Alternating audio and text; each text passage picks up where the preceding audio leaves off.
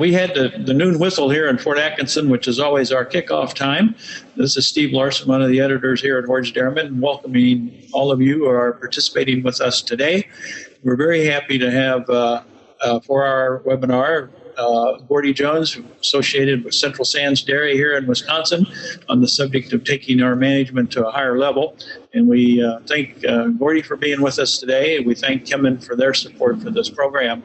And also we thank Mike Hutchins, our co-host down there at the University of Illinois, and Jim Baltz, his sidekick down there, who makes sure that things go right for us technically. And with those comments, Mike, go right ahead. Very good. Well, thanks, Steve, very much. And we want to welcome our listening group, and certainly, again, also thank Hoard's for their continued interest in maintaining this series of programs, and, of course, our sponsor today, Kemen. It is my honor and pleasure to introduce a real good friend of mine, Dr. Gordon Jones. Everybody calls him affectionately as Dr. Gordy Jones.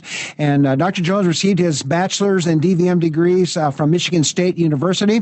He then practiced 22 years up in the northeastern part of Wisconsin, where I first actually met Dr. Jones at some meetings.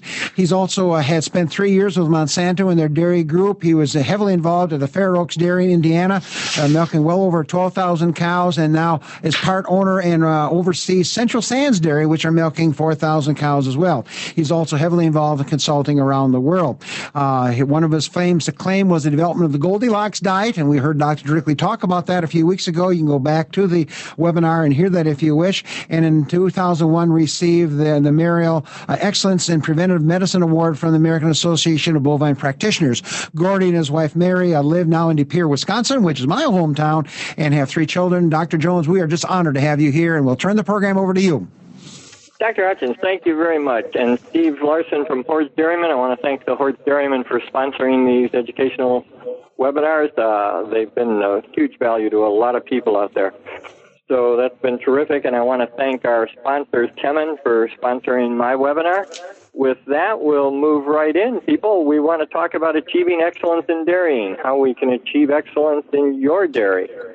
So we'll probably use Central Sands, where I'm today a partner. I've stepped down after 5 years of being the day-to-day managing partner, and I'm still a partner in the dairy, still visit the dairy regularly, and hope to make some money dairying, or continue to make some. So I'm part of Central Sands and whatnot. We're located in the Golden Sands area of Wisconsin. That's the dead center of the state. That's the area when I used to consult across Wisconsin. It's a 50-mile wide by 100-mile north center, and there's no dairying in there.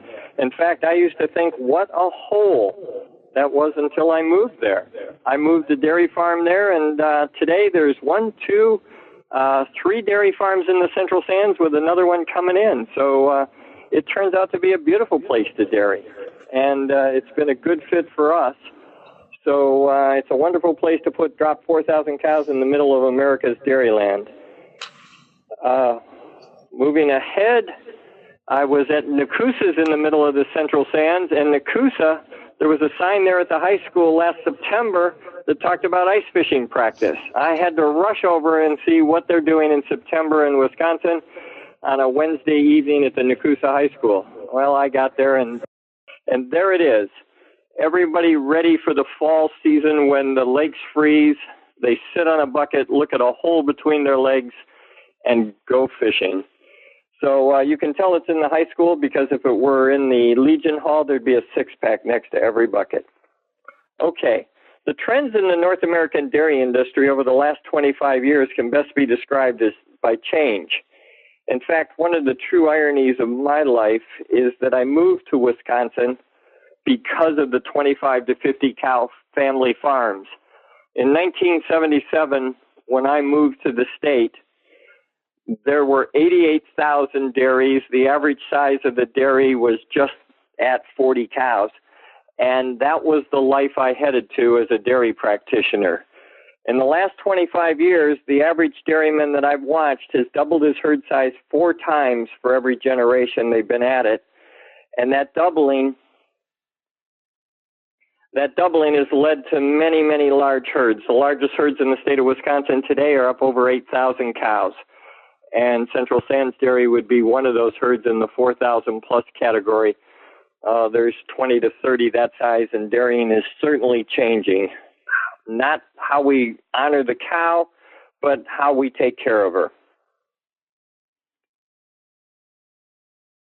The reminder here is that I moved in. I'm a card-carrying member of the Red Barn Club. That means I made my living for 25 years in the Red Barns of Wisconsin.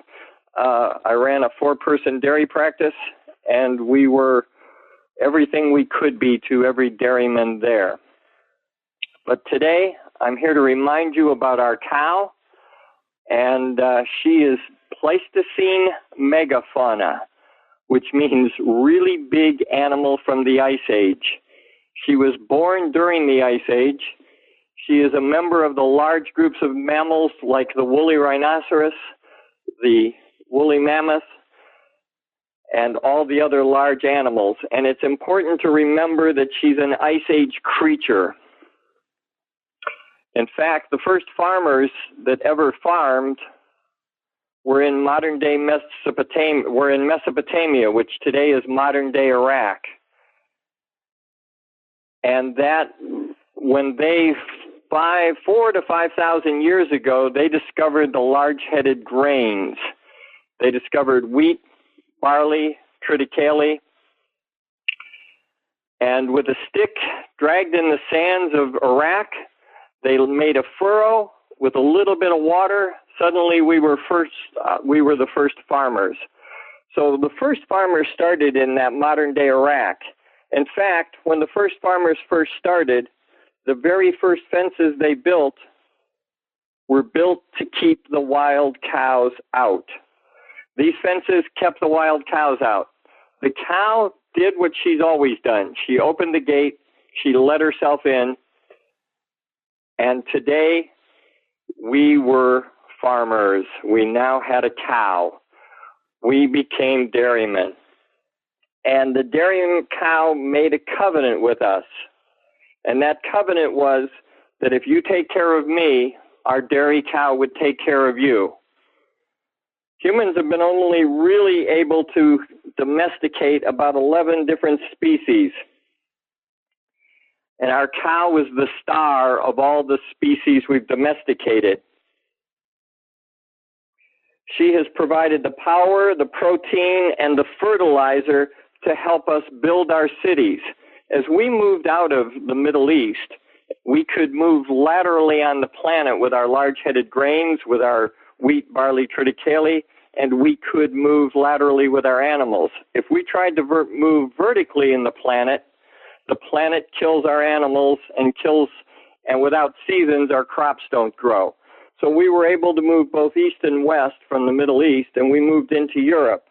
As we got there, we could not break the sods of Europe, of Eastern Europe, Hungary, Poland, the Ukraine. Those sods could not be broken without the power of the cow. So she provided the power, she gave us the protein, and she gave us the fertilizer. She's truly the foundation of civilization. Without her, we don't have the human race. She's the foster mother of the human race, and without her, we don't have the civilization we have today. Of all the domesticated animals that we've domesticated, they're all herd species, and they look for a leader. That is, unless you're on a Wisconsin dairy, except the cat. I'm not sure we've even domesticated the cat. If you think about it on your farm, those little cats that run around are mostly semi-wild. And in fact, even in the houses where we brought them in and tried to domesticate them, when you feed a cat, it looks up at you and says, "I'm a god." And you just feed it. So I'm not sure we've domesticated the cat. Moving on, our covenant from the dairy cow is to care for her and keep her. She's allowed us to succeed where we wouldn't have succeeded in civilization without her. And that covenant as dairymen, as veterinarians, as nutritionists, as everybody out there, is to speak for the cow whenever we have an opportunity. Our chance to design new facilities, design new programs for her, are to speak for her, and she'll take care of us. In fact, she's the star of the show. So without the cow, without a clean, dry, comfortable cow, we don't have civilizations. I'm going to give a couple books for homework to everybody. And I would like you to look at the book, Guns, Germs, and Steel. It's the story of civilization by Jared Diamond, and all dairymen, all dairy consultants, nutritionists will love it because it's the cow is the star of the story. She's the reason we have civilization. In Jared Diamond's story of civilizations, Guns, Germs, and Steel, the cow's the star. If you can't get through those 800 pages, I suggest you get the National Geo video, and you'll have 4 hours enjoyment of both the story of civilization and the reason the cow's such a big star in it. Think about this. Smallpox has killed more people than all the wars since the beginning of time. Our first vaccine was developed against smallpox with the virus from the cow in cowpox. In fact, the Latin word is the same as the Spanish word for cow, and it's vaca. So the root for vaccinate uses the Latin word cow, so when we vaccinate, we really cowinate. In fact, as you give vaccines, you're giving cowscenes. We've named the things that we vaccinate both our herds and our children with the root word for cow. She was there when we had a problem. In fact, she's there today. If you think about it, today the biggest single killer of humans is cancer. And our cow has stepped up again and says, I have protection for you with that 18 carbon chain called conjugated linoleic acid. That CLA is a potent anti-carcinogen. In fact, some of you listening to this will someday be making milk that's just used as nutraceuticals to help build cancer viruses or cancer vaccines, cancer protection, something like that. She's been there to protect us. And in fact, on the training tables of U.S. athletes today, we're using milk proteins for muscle recovery. They're using things like Core Power and other milk protein milkshakes for muscle recovery, and they're getting a 20+% muscle recovery as an after-exercise drink 30 minutes after exercise. So remember, dairymen, the cow is truly the star. When I was a young veterinarian, I thought everything was to the right of this line. Reproduction, milk quality, young stock, sick cows, even my interest in embryo transfer or some other interest.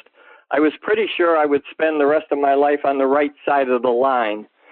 But amazingly, the left side here in,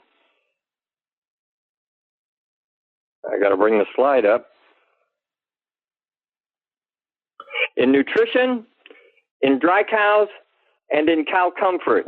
If we can take care of those three categories on your dairy farm, take care of the nutrition of the cows, the cow comfort of the cows, and the dry cows, we can do everything we want, and in fact, we end the sick cows. And everything else on the right side of this line gets better. The reproduction gets better. The milk quality gets better because of the cow comfort. The young stock are healthier. So an auctioneer on a Wisconsin dairy farm taught me this.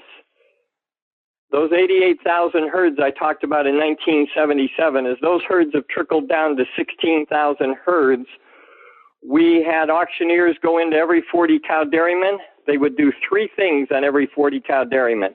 They would lower the temperature, open the doors, open the windows, lower the temperatures. They would clean the cows for the auction, and they would bed them belly deep in straw.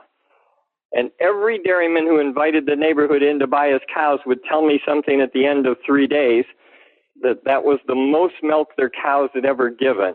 And if they knew their cows could give that much milk, they would stay in business. So think about this. Dry cows, nutrition, and cow comfort. Those are the three keys to making everything to the right of this line work. We're going to take a little trip to Central Sands to think about things. Central Sands Dairy today, we're milking 3,200 to 3,400 cows. We have a 4-row freestall barn. We have 64 to 70 pounds of milk per cow per day. Just the other day we hit 72, which is one of our high days. And at 72 fat corrected, That's 33 liters of milk per cow with a 4-6 fat and a 3-6 protein. We milk the cows in a 72-cow rotary. We have 300 calvings per month. We keep the cows in a 6-row dry cow barn. We use sand bedding, and our cell counts range from 125,000 to 150,000 somatic cells yearly.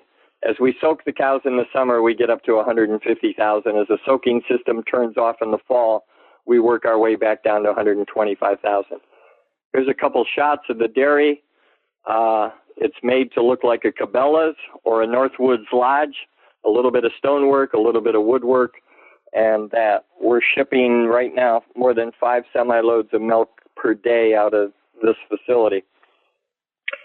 The dairy sits on 80 acres, and we have the added benefit of building this dairy with a management plan. That is, our facilities became tools that let us implement our plan. We planned the dairy, we planned our work, and then built the dairy. And so as you visit Central Sands, you're welcome to come and visit. As you come and visit, you'll realize that it was built around a central plan, and we'll show that plan for here, or at least parts of the plan, so you can think about it.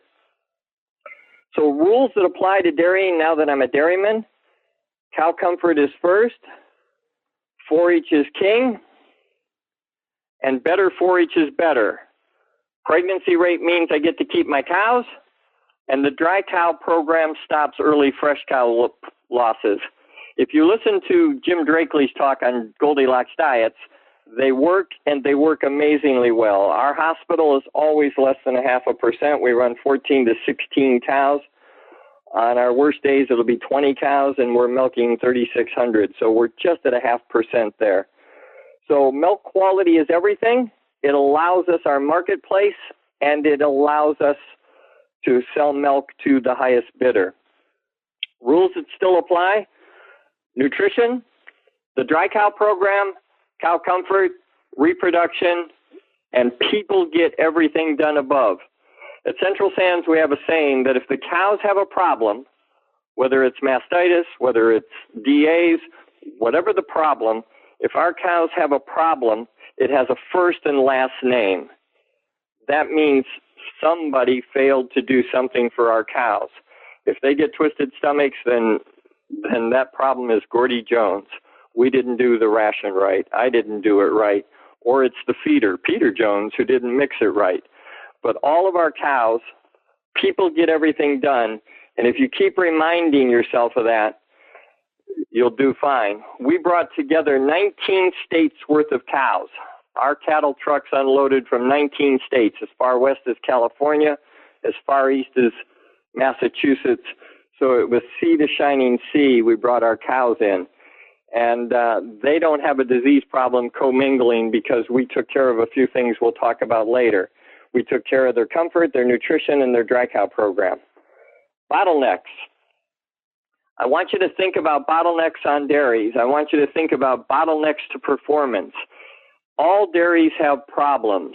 In fact, that's probably, as a veterinarian, the definition of most dairies. They're a series of problems for me. But not every problem is the rate-limiting problem. Think about it this way. A bottleneck is a rate-limiting problem. That rate-limiting problem is the problem that holds back performance or production. Think of it as water in a pipeline for profit. You put inputs in, your labor, your feed, your everything else. Those little dents in the pipeline are the problems, but only one of those dents is the rate-limiting problem for the output. And that's the problem you need to concentrate on. It's the bottleneck. It's the rate-limiting problem. And how do we go look for those? We'll talk about that a little bit here. We look for those by finding the rate limiter and moving on. Think about it this way. Bottlenecks are rate-limiting problems. They interfere with achieving the dairyman's goal. Any improvement in the problem pays off in extra output. And before it's completely fixed, something else will become the bottleneck. And if you're a nutritionist or a consultant out there, the beauty of bottlenecks is as you fix one, another one appears. It's every dairy has them, and it's the skill of the dairyman, the skill of the consulting team, the veterinarians, the nutritionists, the skill of the engineers together, that we can remove these bottlenecks to performance and really let this cow perform. So think about that on your dairy. And then as dairies got larger, I want you to think about a way to think about this. So survey the status and the performance of the dairy farm's performance. So you can do that by comparing it to benchmarks of the industry against personal goals, that identify the bottlenecks, open them up, and repeat the process. And that'll improve your dairy to the point, like they say in Northeast Wisconsin, that if you're not getting 85 pounds of 3530 milk out of a Holstein, you're not falling off the log. 85 pounds of milk out of a Holstein in the U.S., today's genetics, is as easy as falling off a log. And so we have to get that by doing that. Your next homework assignment are going to be books on dairy management. And I've used quotation marks here for dairy management because neither one talks about dairy management. The Goal by Goldratt is a tremendously powerful book.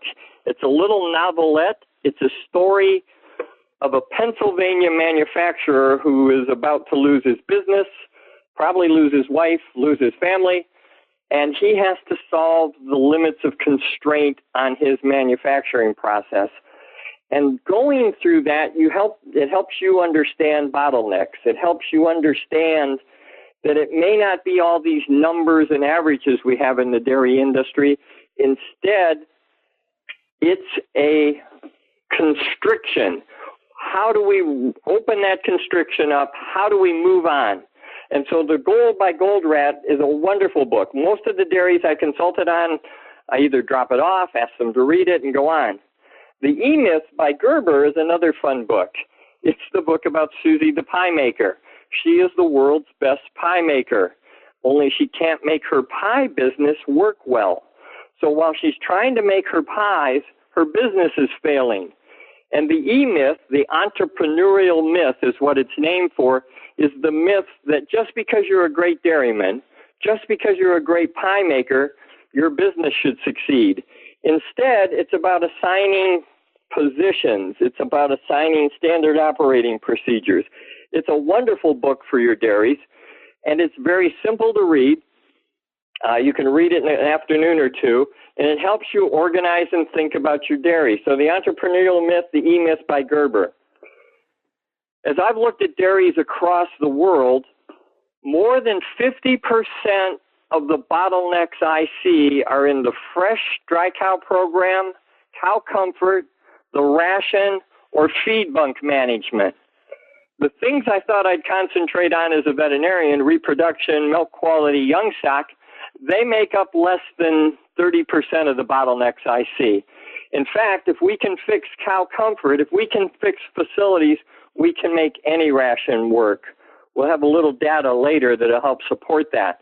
But we think about this, that 2/3 almost of all the bottlenecks I see are either what's fed, when it's fed, or where she lives when it's fed, how her comfort is, and then what we do for her in the dry cow program. So go back to your dairies, concentrate on those. Concentrate on laying a cow down. Concentrate on everything else. On your dairy farm, a cow should only do 3 things. She should stand to milk, stand to eat and drink, and she should lay down the rest of the time. She should be laid down, chewing her cud, trying to decide here in the United States whether it's Romney-Ryan or whether it's Obama-Biden. That should be her time. She should lay in her bunk, lay in her bed, trying to decide who she's voting for president. But that's it. Stand to eat, stand to milk, and all the rest of the time she should be laying down. Here's a Minnesota dairy of 100 cows. This is about a 25 to 50 cow pen, and it's one of the most normal, abnormal pictures I've ever taken, and that is these cows are doing exactly what they're supposed to. Cows normally don't just stand around.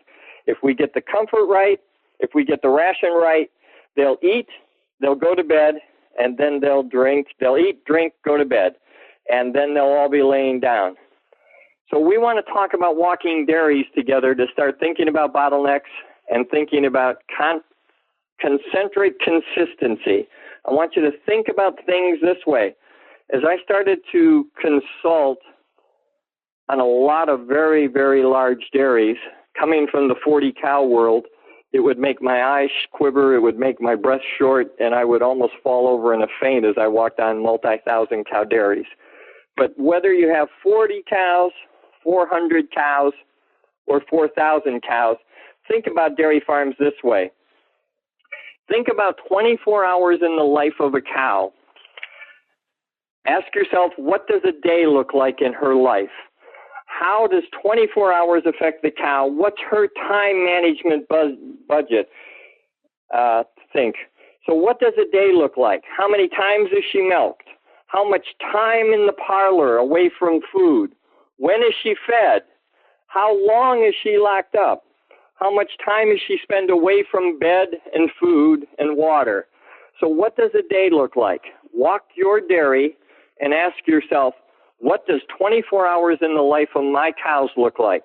Whether it's a small dairy and you have 24 hours being identical, or a very large dairy where a 24-hour circle for some of the cows may be milked 4 times in the fresh pen, milked 2 times in the tail end pen, and 3 times in the rest of the herd. But ask yourself, and one of those critical take-home numbers, this is one where Dr. Hutchins would reemphasize, one of those critical take-home numbers for you here is go measure how much time your cows spend away from their beds and their feed. It should not be more than 4 hours a day, whether she's in a palpation rail, in the holding pen, or in the parlor. She can't be away from food and bed more than 4 hours total in her day. She needs 20 hours a day to stand, drink, eat, talk to the other cows, and go to bed. So what does a day look like? Walk around the dairy. As she gets on the rotary parlor, she comes into the holding pen. She's in the happiest place a cow will ever be. That's dead in the middle of all the other cows. If you're a cow and you're in the middle of cows, that's where life is good. If you're on the edge, you're thinking to yourself, I might get eaten. So as she comes into your parlor, the greeter greets her, asks her how she's doing. While she's in the parlor, she's giving you the milk we sell. And then while she's there giving you the milk we sell, housekeeping is out making her bed. She's in the parlor. She'll have a clean, dry, comfortable bed to come back to. After they've cleaned the beds, housekeeping has vacuumed the floors. After they've vacuumed the floors and that's clean so she won't splash manure on her udders, then the chef has whipped up some food to deliver. The single biggest failure you can do on a dairy farm is to not present 50% of the food at exit from the parlor. So if you don't present 50% of the food at exit from parlor so that she can go back to a full meal, you've missed one of the greatest behavior times in a cow's life. This cow of ours is a slow-moving prey species, and she's a slow-moving prey species in that she has to eat fast and then go to somewhere of relative safety and lay down. So what we want to do is eat a complete meal. She will drink 30% of her water within the first hour after milking, so have water on the way back from being milked, or a water system that can deliver in your stanchion barn when she's done being milked. She wants to eat a meal and then lay down for a 6 to 8 hour nap. So pushing up feed and having feed delivered is huge in that 24-hour circle. The single biggest error, again, you can make is to not have feed delivered when a cow's exit the parlor, because they will go to bed without a complete meal, and you'll miss milk that you could have got. Go to your maternity pen, whether it's at the end of a 40-cow stanchion barn, another whole facility on a dry cow, but go to that maternity barn and ask yourself, how does this cow get back to the maternity barn 1 year later? What's a year look like in the life of your cows as you're troubleshooting bottlenecks? So how many group changes? How many times does this cow have to reintroduce herself to another cow? Every time she reintroduces herself to another cow, she has the potential and the possibility of lowering her milk. That is, she's going to spend a few days reintroducing herself to some cows, and while she's doing that, she's not going to eat as much, which means she won't milk as many. How many ration changes are you going through? Is the ration change blended for the performance of the best cows in that group, not the average cows? If you feed to an average and that group gives you that average, you and your nutritionist will pat yourself on the back and say, I did exactly what the cows needed. If you challenge them a little bit more with more energy, save fiber, and get them to go more, then maybe we can get even more milk. What's your voluntary waiting period? What does a year look like? How many pen moves? How long is she dry? Is she dry long enough to involute her udder? And today, the science is telling us I want my cows dry at least 45 to 50 days. We're shooting for a 60-day dry cow period, both at the Fair Oaks complexes and at Central Sands, and we get the best starts. We were fortunate last year at Central Sands, 4,200 plus calvings, only 4 DAs. It's because of the length of the dry cow period, the ration during the dry cow period, and how we take care of them. So how does your dairy look for a year? How does the cow get around the dairy? What do we do to get there? Can she lay down in each group? Does she do that? Go back to the maternity pen and look at that calf that our mother's licking. Ask yourself, what does her circle look like? And now, what does 2 years look like in a calf's life? So what does 2 years look like in a calf's life? 2 years will be, when does she get colostrum? When is she taken out of the maternity pen?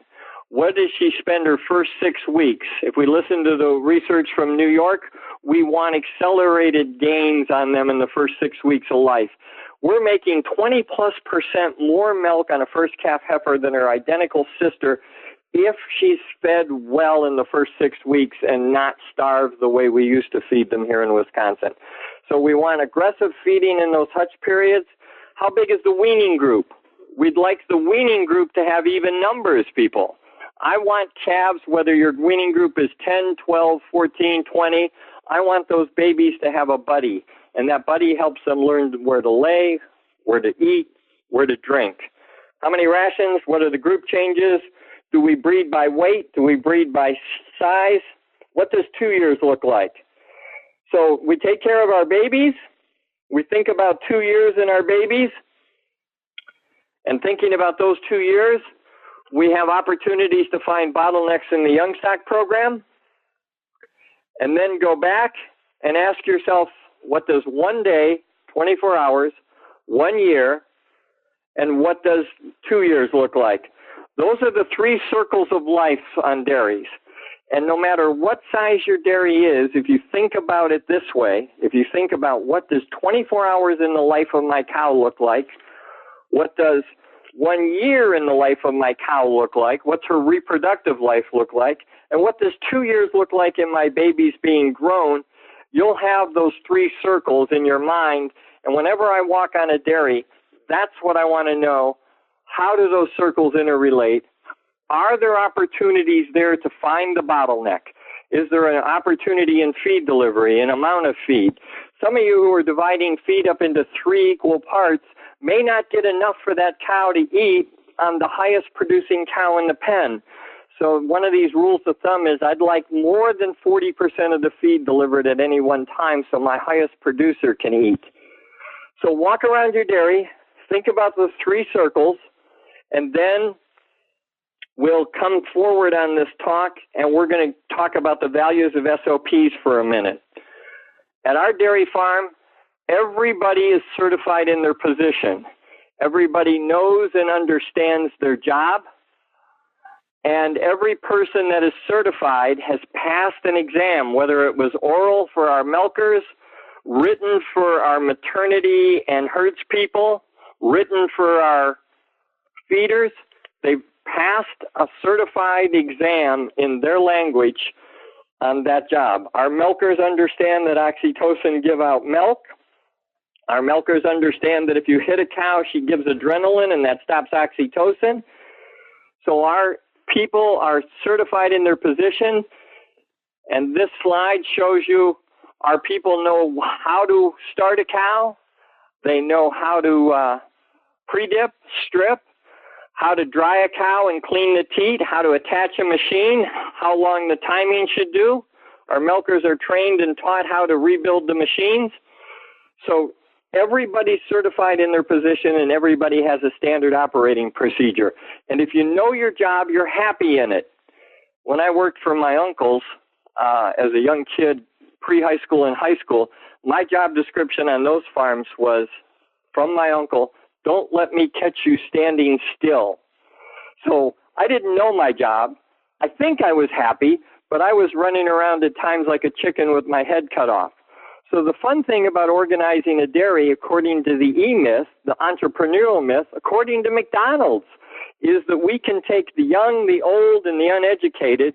We can take anybody to a dairy, and if they understand their position, every decision somebody makes on my farms, this is one of those take-home points. Every decision that somebody makes on your farm should be your decision. You should have lined it up. My milkers have two decisions. That is, the cow comes into the parlor and they decide to milk her properly, or they decide, no, she has a problem and I'm going to send her off the wheel to be evaluated. That's the only two decisions I want milkers making. People make my decisions for me. Let's move ahead and think about that. Those people are making your decisions daily, and you want to be in control of the decisions that are made at your dairy. So think about this. One last part of bottleneck shooting, troubleshooting, is thinking about it's as easy as A, B, C, and 3 circles. Think about this in A, B, C. It's about the air, the ventilation, the air involved with the cows, the air quality. It's about B, the bunk management, the ration that's formulated by your nutritionist, the ration that's mixed by Pete the feeder, and the ration that's consumed by the cow. We'd like all 3 of those to be the same. Bunk design and space. Can she get to the bunk? Can she get there? Feed quality. Is it high enough quality that we can have all the fiber and the energy? I want my cake and eat it too. If I have high quality fiber, low NDF, I get to have lots of fiber, lots of milk, and then C, the cow comfort. So it's A, B, and C. Think about that. Here's a paper done by Alex Bach in Spain.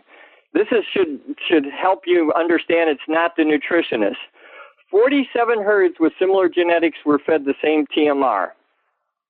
Milk yield varied by 45 to 74 pounds. That's 20 liters to 34 liters of milk. The same ration, the same genetics on 47 herds, milk was varying by almost 30 pounds. Non-dietary factors, not the ration, accounted for more than 56% of the variation in milk yield. Feeding management, feeding for refusals was the difference between 27 pounds and 29. Feeding to push-ups, so there was always feed available, was the difference between 64 pounds and 55 pounds of milk per cow per day. Stall design, management, stalls per cow, age at first calving. Think about that, people. This is one of those things where Dr. Hutchins says, those crooks in Illinois. Think about that. No matter what the ration is, I can get 30 pounds more than my neighbor by taking care of non-dietary factors. One of those non-dietary factors is this. Alex Box also did this. It was the relationship between resting and milk yield. This is Minor Institute database. For every hour laying down more, whether laying down 7 hours, 10 hours, 13 hours, if I can make a cow lay down 1 more hour, I'll get almost 4 pounds more milk. That's huge. 4 pounds more milk for every hour laying down. That's incredible. People, that is just give them a bed to lay in. This picture of cows, the cow on the left is in a normal, regular position. That is, she's taking the regular position. And that cow's taking a normal, regular position. Number 2, the upper right quadrant, Those cows are taking the long position. That is, the brisket locator lets them stretch their legs 1 or 2 forward. The cow in the lower right is taking the lay down position, the tucked position. Those are the 3 positions I want your cows to be able to take when they go to bed: regular, long, and short. Brisket locators should be no more than 50 millimeters, 2 inches higher than the back curb. Why don't they work? They work every time if they're bedded right and only that high. Have it 66 to 68 inches to contact. The bedding must be maintained level for the curb. If we go to poorly bedded cows, if we use poorly bedded slides, once the bedding drops below the curb, the cow measures 8 to 10 inches shorter, which is unacceptable to the cows. So if you use a bedding locator, if you use a brisket board, I want that brisket board to be only 2 inches higher than the back curb, and I want you to maintain bedding so the cow positions themselves well. Wide stalls, we're making them wider and wider. I've given up the fight. Make them as wide as you like, people. Cows lay diagonally in their stalls, and if you use a 28-inch loop with forward lunge, width's not so important. The next slide we'll show is a small Jersey Springer in a 46-inch wide stall that's too wide for her. But because of the loop, she's lying parallel to the dividers. Look at that heifer. She's got all the room she wants. It's very wide, and yet she's laying square because of the brisket locator, and she's laying to the back because of the locator, and the loop is making her backbone parallel to the loops are making her backbone parallel to them. So she's laying square, and her manure is falling out of bed. What does that mean for you? It means not only does she use the bed well, but it means she also lays well. It means the bed is clean. It means your cell count is lower. So you've got this in this slide set. You people can refer to it. This is the old loop. I'm not making the big 29 or the big 39, 40-inch loops. Instead, I'm still using 30-inch to 28 from top to bottom. That's allowing. If you get it correct, look at this. Whether it's Jerseys on my dairy, Holsteins around the world, look at the back ends of those cows. The manure is where we want it. The cows are positioned well. They're all in bed. Stand to milk, stand to eat, and all the rest of the time laying in bed chewing their cud. So if we get it correct, it looks like this. If we get it wrong, brand new facility. If we get it wrong, it looks like this. Look at those cows. Searching for a bed in the alley because the freestalls we made, the cubicles we made for the cows are off by inches. If they're off by inches, then they don't lay down in the beds. So get it right for the cows. Put a loop in there that keeps them square with a forward lunge. Think about A, B, and C on your dairy. And always remember, C doesn't work. That extra laying down doesn't work unless a cow takes that last bite.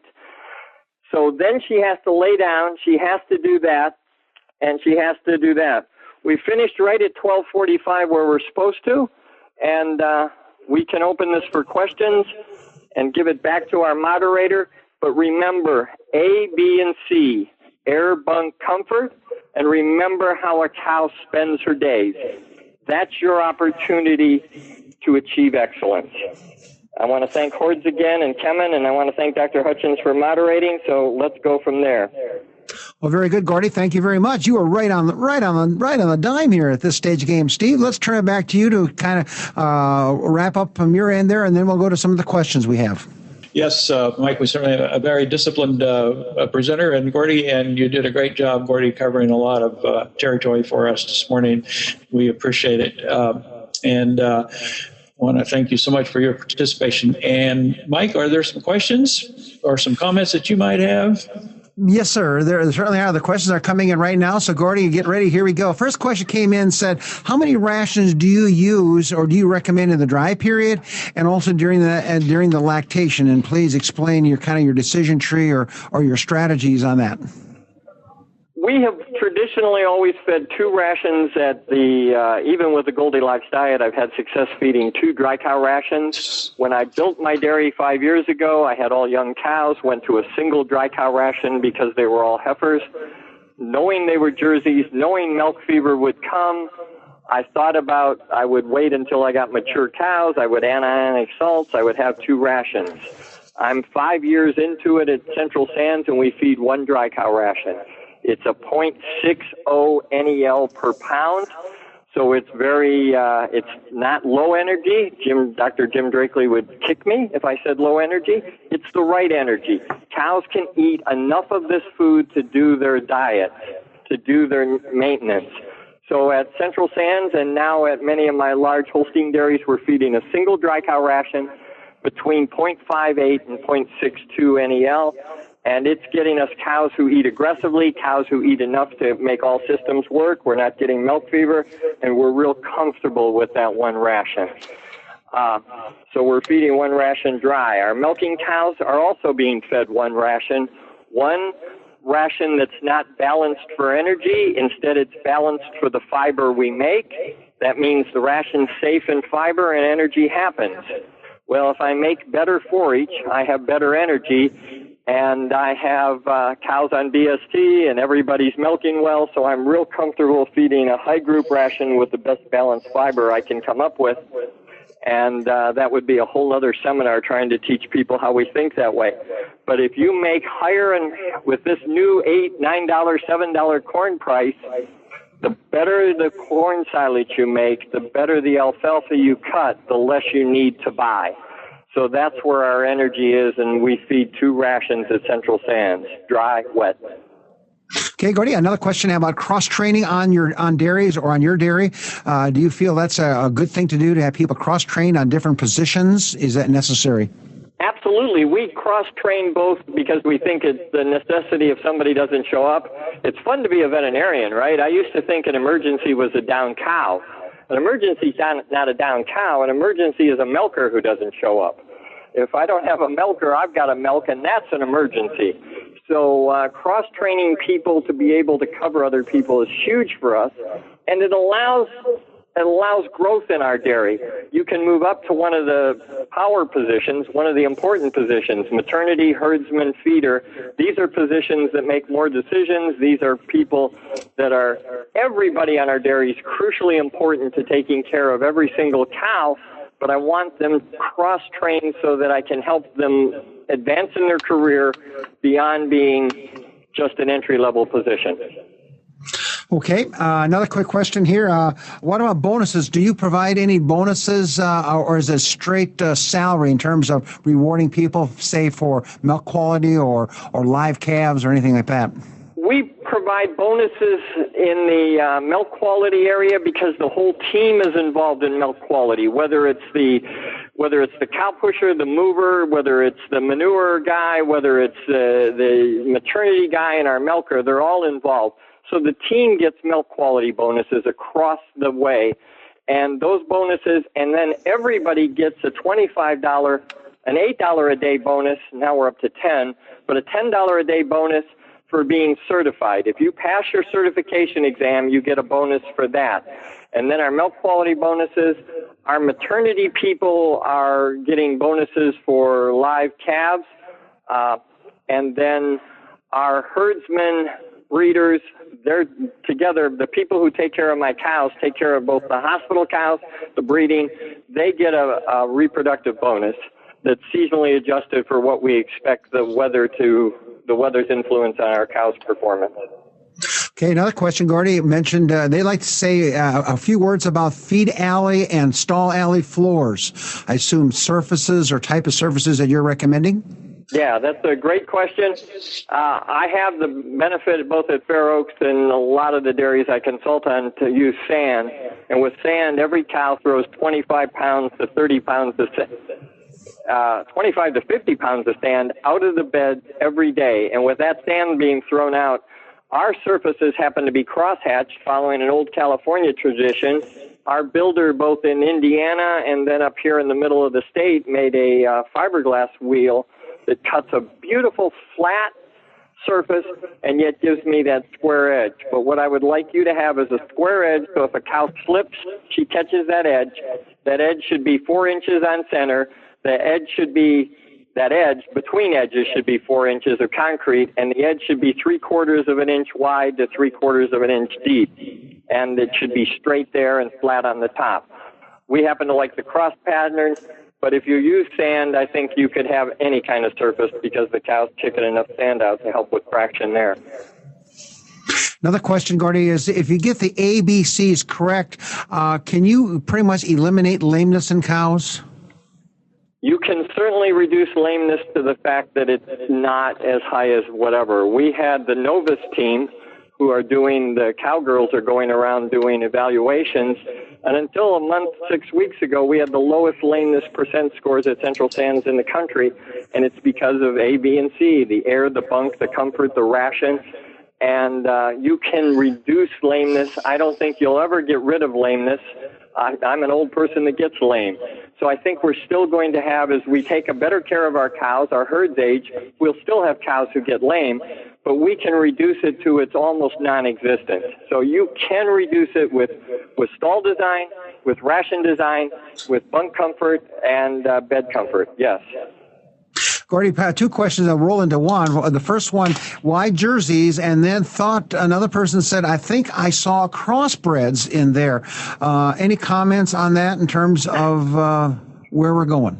As a new converted Jersey fan, I go, why not jerseys? But my best question to that was, I was hesitant on the jerseys here in Wisconsin, and I finally did the math. I did it on feed efficiency. I did it on milk protein value. I did it on all those things. And my partners would rather not that I tell the secret, but they compete. They not only compete in a milk protein world of cheese, they win.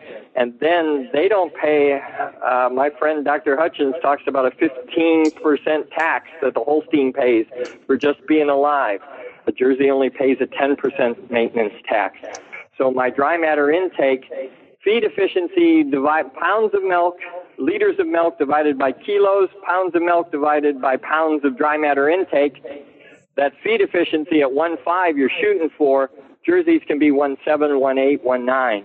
And yes, there's a couple of crossbreds in my herd. I'm breeding only to Jersey, but we couldn't find 4,000 jerseys to fill the herd. So we have crossbreds came in, and they're an amazing creature. They're gorgeous. They do well. And if I could find a third dairy breed from Holstein Jersey, I'd probably try and maintain an F1. But I can't. The Jersey people tell me the reason crossbreds are so good, Mike, is because they're half Jersey. And if I make them 3/4, they get even better. So there's a few crossbreds in my place. I think we're at about 50-50 right now, Jersey crossbreds, but we're breeding everybody yellow. Everybody going Jersey. Interesting comment here. It's kind of long. The listener says, newer research has shown that lying time at the herd level is not related to milk production or lameness. Do you think that lying time is what we should focus on, or rather lying quality? I'll let you fight that one yourself. I'm not sure if you understand what I read to you. Say that again. One more time, because I'm. Yeah, the listener questions about the lying time and its relationship to milk production or lameness.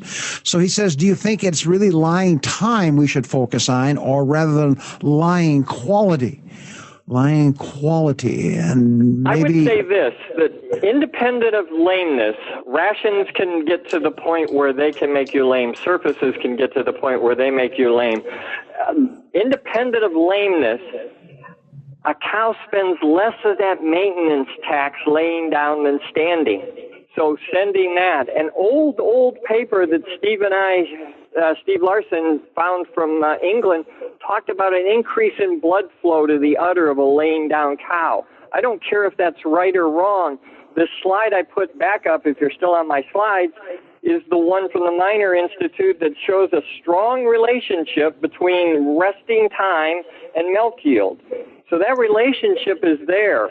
I have a few of the people who know, when I evaluated my herd, I found out my guys were cheating on the parlor time. That was, they could get cows in a little longer. I lost an hour of cow time. That is an hour of freestall and bedtime because of the way the guys were operating my own dairy. I had become barn blind at my own dairy. This is a terrible admission, but I had become barn blind. I had an extra hour in the day of non-laying time in my parlor. My guys were cheating on me. I found it. It was pointed out to me by Novus, the cowgirls. I fixed it, and I got 2.5 to 3.5 pounds more milk the next few days and stayed that high because I put them back in bed for an extra hour. So I'm not sure about lameness, but I do know that if I can lay a cow down longer with a full meal, I get more milk.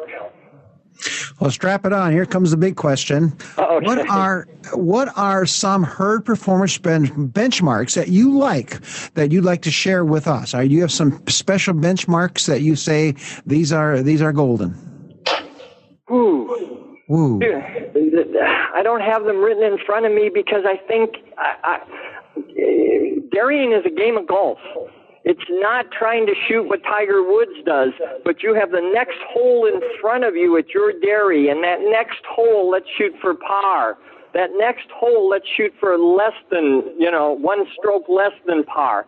So giving you numbers that I can tell you, what I want your fresh cows to do is to not have DAs. What I want your hospital to do is to be under 1%. I got huge benchmarks there. If I can start a cow out fresh very well, then I'm going to get huge dividends in higher peaks. To give you those peak numbers means I had to get there with a fresh cow. So it's a game of golf.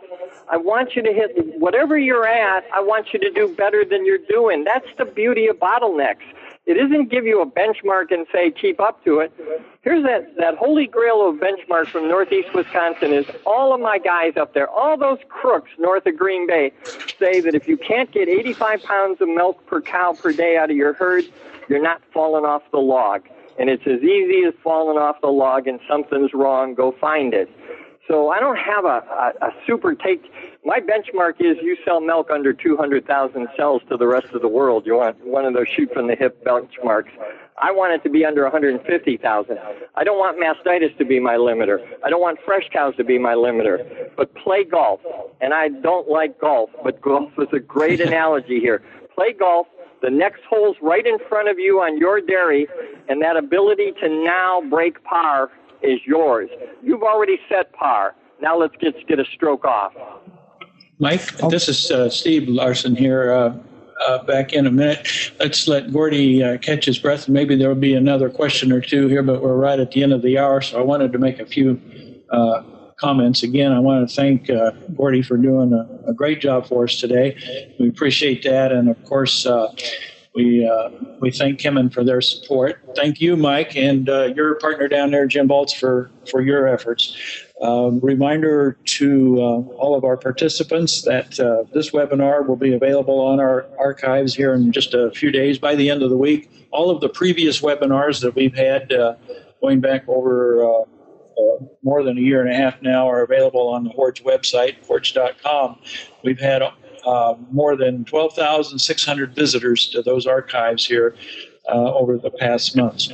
Those of you that were on today will be receiving a short survey. It just takes a few minutes to fill out, and it helps us evaluate our webinars and plan for the future.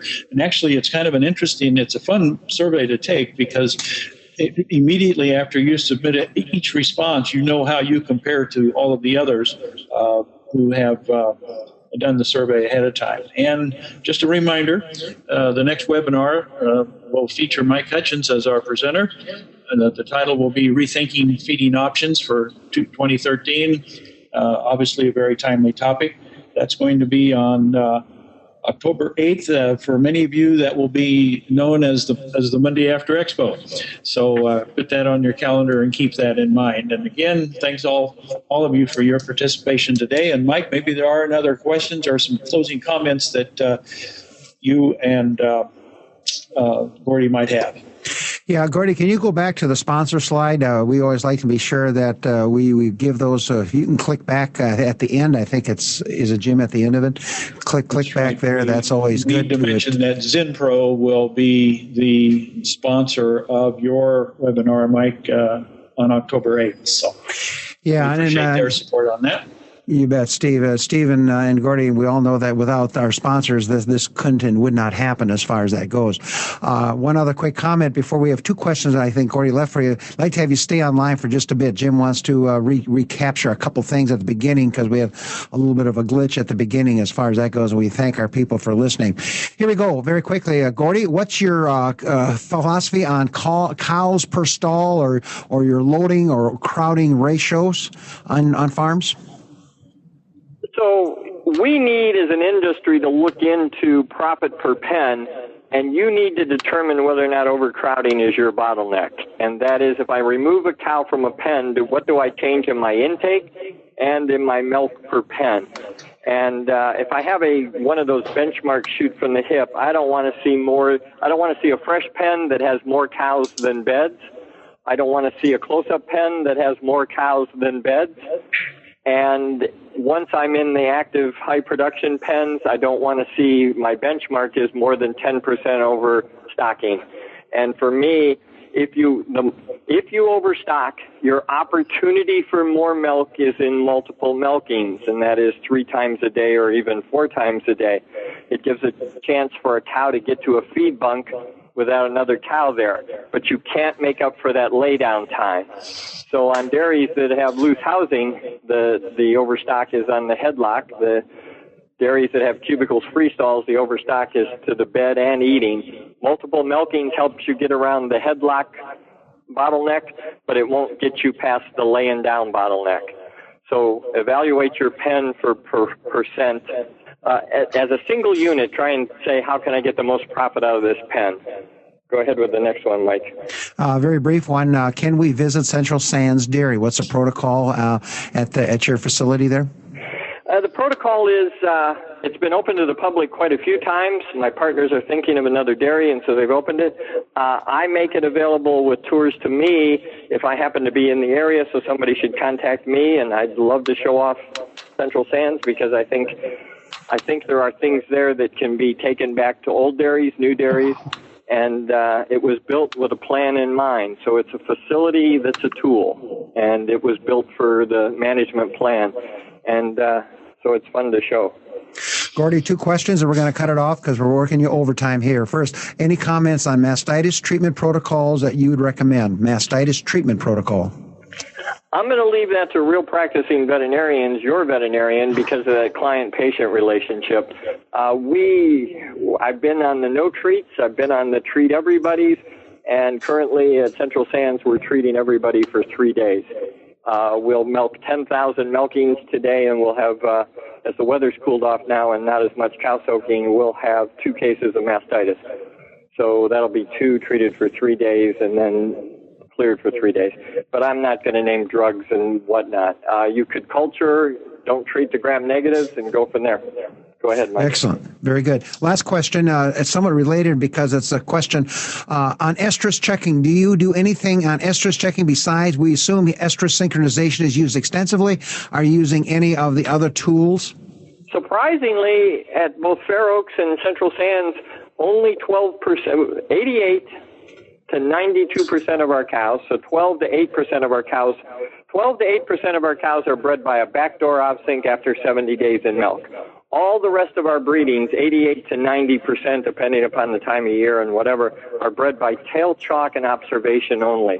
Our cows receive 2 shots of prostaglandins to clean the uteruses out, to make sure to help them cycle, clean out, and then after a voluntary waiting period of 40 days for us, we breed everybody by tail chalk with an 88 to 90% of those, our breedings achieved there. And then the last 10, 12, 8%, depending upon time of year, are bred by a backdoor off-sync. So we use regular dairyman skills that you guys use out in the country. Just go find the heat. Last question, I promise. Anything on robotics? You built a new facility up there. We're hearing some places now with the robotics that go on the merry-go-round. Any thoughts? I think the robotics are, the first generation of robotics are being used on 2 or 3 dairies in Wisconsin. I've been there to see them. I think they're a step in a direction we're going to go, that the whole industry will go. I think the company that makes robotics really needs to talk to the company that has the dairy software, whether that's Dairy Comp 305, whether it's Bomatic, whether it's GIA, whether it's DeLaval. And they already know who the cow on the wheel is, and if they could tell the robot who the cow is, that interface would save time in a 6-second world. But if Ford Motor Company can turn a pickup truck upside down and weld the frame underneath and turn it back with a robot, I think we can milk a cow on a rotary with a robot someday. Very good. Gordy, as one person said, Jack Britt, nice job, Dr. Jones. We thank you much for taking time out of your busy schedule. If you have Jack Britt there, or wherever he was, Jack, you were my advisor in dairy science in 1974 before getting into vet school. So that nice job means a huge amount. Thank you. Very good. And let me echo that, Gordy. Very nice job. We had lots of participation today, and it was very well done. We appreciate it.